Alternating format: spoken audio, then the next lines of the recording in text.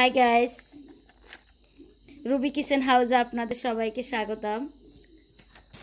আজকে আমার 1000 সাবস্ক্রাইব উপলক্ষে আমি আপনাদের জন্য একটা ভিডিও তৈরি করেছি। সেটা হচ্ছে ম্যাকারনি। আপনাদেরকে এটা আমি দেখাবো। তো এটা বাইরে থেকে আনা হয়েছে, এই সিসটা এর ভিতরে থাকে। তো আমি অনেক দিন থেকে এটা রেখে দিয়েছি। 1000 সাবস্ক্রাইব যখন হবে তখন আমি এই রেসিপিটা করে দেখাবো। তো এটাই আমার আর ম্যাকারনি কোনো ভিডিও আমার চ্যানেলে নেই, এটাই ফার্স্ট আমি করতেছি। তো আমার ইচ্ছা ছিল আমি কেকের ভিডিওটা করব, কিন্তু কারণবশত আমি কেকের ভিডিওটা করতে পারি নাই। তো আমি সামনের দিকে 1000 যখন সাবস্ক্রাইব হয়ে গেছে, এরপর আমি আপনাদেরকে 5-6টা কেকের ডিজাইন করে দেখাবো সেটা। তো আমি এখানে কিন্তু 2টা রান্না করব।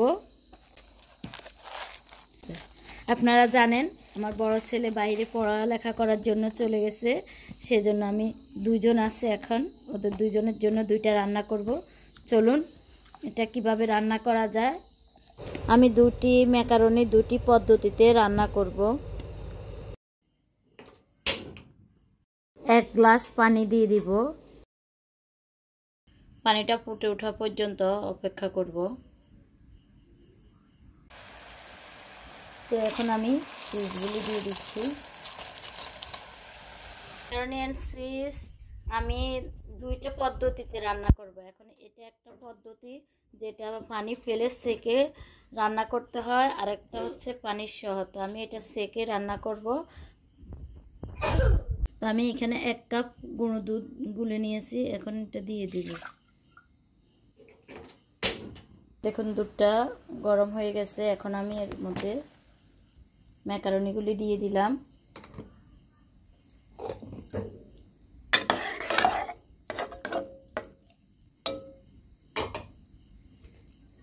এখন এর উপরে চিজগুলি দিয়ে দিব।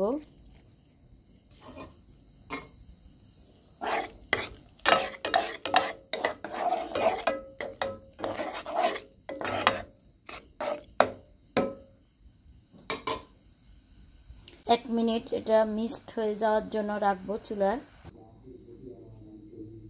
রান্না শেষ, এখন আমি এটা নামিয়ে ফেলবো।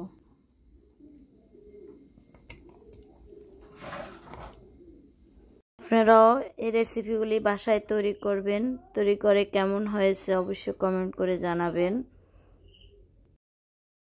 তো আমি আরেকটা রান্না করব। এখন আমি প্রথমে দুধ দিয়ে দিলাম 1 গ্লাস।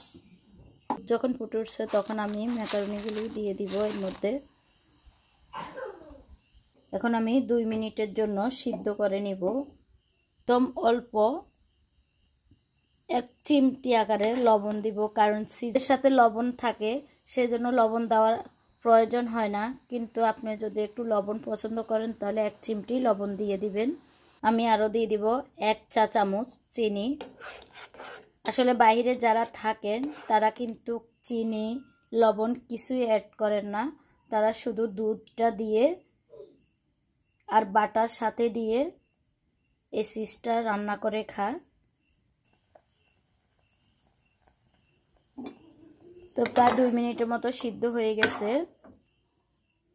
আমি একটা উঠিয়ে দেখব। আরও 1 মিনিটের মতো সিদ্ধ করব। আঁচটা একদম লোতে রেখে আমি এখন চিজগুলি দিয়ে দিব। আপনি এই চিজগুলি মিশে যাওয়ার জন্য 1 মিনিট নাড়তে হবে।